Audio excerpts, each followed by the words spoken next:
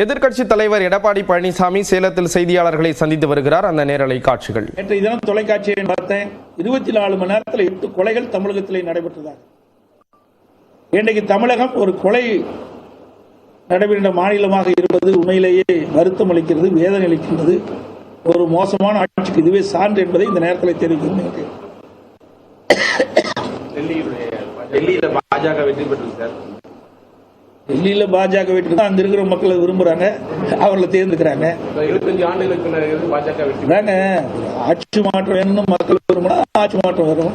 தமிழகத்திலே ஆட்சி மாற்றம் வருவதற்கு விரைவாக இருக்குது. நீங்களாம் பத்திரிகையாளர் ஊடகங்கள்லாம் உண்மை செய்தி வெளியிட்டீங்களா, எங்களுடைய ஆட்சி தானா மலர்ந்துடும். திமுக அங்கம் வகிக்கக்கூடிய அந்த இந்தியா கூட்டணி அங்க ஜெயிக்கும் அப்படிங்கிற மாதிரி சொல்லிக்கிட்டு இருந்தாங்க. அது ஒரு காங்கிரஸ் ஒரு இடத்துல கூட ஜெயிக்கல அப்படிங்கிற ஒரு நிலைமை வந்திருக்குது. இந்தியா கூட்டணிக்கு மக்கள் சமச்சீடி கொடுத்துருக்காங்க பார்க்கணும். இந்தியா கூட்டணியில் ஒற்றுமை கிடையாது. எல்லாமே அதிகாரம்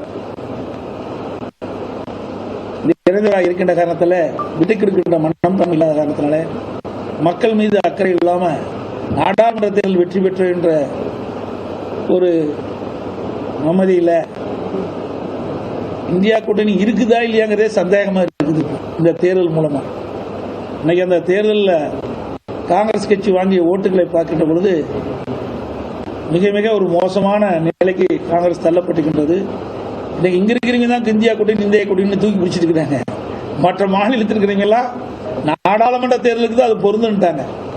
மேற்கு வங்க முதலமைச்சராகட்டும், இன்றைக்கு அந்த இந்தியா கூட்டணியில் அங்கம் வைக்கின்ற கட்சிகள்லாம் நாடாளுமன்றத்துக்கு தான் இது பொருந்தும், சட்டமன்றத்துக்கு பொருந்தான்னு சொல்லிட்டாங்க.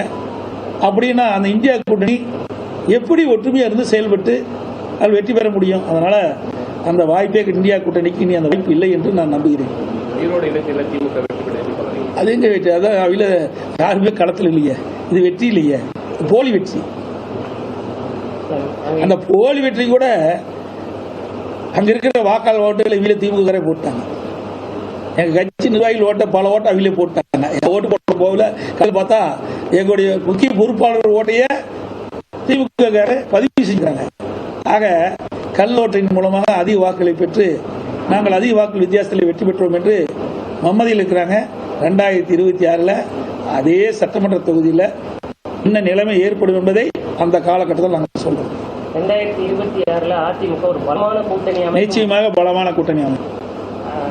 அது தேர்தலுக்கு இன்னும் 13 மாசம் இருக்குது. ஏங்க இப்ப எப்படி தேர்தல் சொல்ல முடியும்? 5ல் 1 பாகம் இருக்குதுங்க. 5 ஆண்டு என்று சொன்னால் இன்னும் 1 ஆண்டுக்கு மேல இருக்குது. மார்ச் மாசம் தான் அறிவிப்பாங்க. பிப்ரவரி மாசம் தானே 13 மாத காலம் தேர்தலுக்கே இருக்குது. தேர்தல் நேரத்தில் நல்ல வலிமையான கூட்டணி அமைக்கும். கவலைப்பட வேண்டியதே இல்லை. எப்படி வெளியே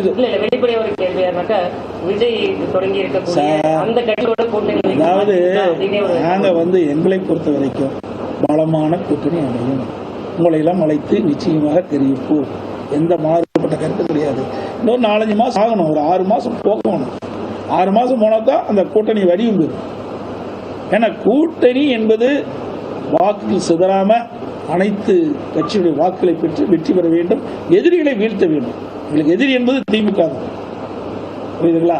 அந்த அடிப்படையில் தான் நாங்கள் சென்று கொண்டிருக்கிறோம். அப்படின்னா வாக்குகளை ஒன்றாக சேர்த்தணும்.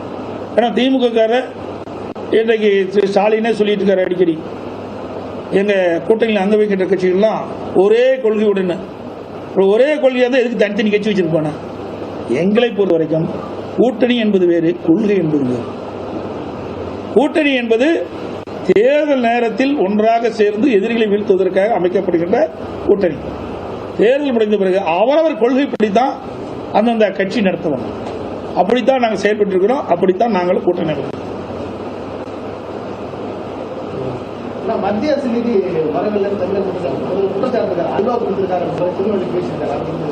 இவரு போய் தமிழ்நாட்டுக்கு அல்வா கொடுத்துட்டு இருக்காரு. போய் திருநெல்வேலி போய் அல்வா சாப்பிட்டா தமிழ்நாட்டு மக்களுக்கு அல்வா கொடுத்துட்டாரு. 525 அறிவிப்புகள் வெளியிட்டீங்க. சாதாரண அல்வா இல்ல, பெரிய அல்வாவா கிண்டி கொடுத்துட்டு போயிட்டாரு. 525 அறிவிப்புகளை கொடுத்து எவ்வளவு அறிவிப்பை நிறைவேற்றிருக்காரு சொல்லுங்க பார்க்கலாம். நீங்களே, நான் பல முறை சட்டமன்றத்தில் பேசிட்டேன். இது மாதிரி ஊடகத்திலையும் பத்திரிகைகள் வாயிலாக என்னுடைய கருத்து சொல்லியிருக்கிறோம். ஒரு 15% அறிவிப்பு தான் நிறைவேற்றிருக்காங்க. முக்கியமான அறிவிப்பு, இன்றைக்கு மாணவர்களுக்கு வாங்கிய கல்வி கடன் வங்கியில் ரத்து செஞ்சாங்களா? இன்றைக்கு 100 நாள் வேலை திட்டத்தை 150 நாளாக உயர்த்தப்படும் உயர்த்தலை. அவருடைய சம்பளத்தை உயர்த்தப்படும் அதுவும் உயர்த்தலை. கேஸ் மானியம் 100 ரூபா கொடுக்குறாங்க, இது வரைக்கும் கொடுக்கல. ரேஷன் கடையில் சர்க்கரை 1 கிலோ 2 கிலோ ஆக்குனாங்க, அதுவும் கொடுக்கல. கரும்புக்கு ஒரு மெட்ரிக் டன் கரும்புக்கு 4000 ரூபா கொடுக்குறாங்க விவசாயிகளுக்கு. குறைந்தபட்ச ஆதார விலை 4000 ரூபா கொடுக்குறாங்க, கொடுக்கல. நெல். சேலத்தில் எதிர்க்கட்சி தலைவர் எடப்பாடி பழனிசாமி செய்தியாளர்களை சந்தித்தார். அந்த காட்சிகளை பார்த்தோம். தேர்தல் முடிவுகள் தொடர்பாக அவர் பல்வேறு கருத்துக்களை முன்வைத்தார்.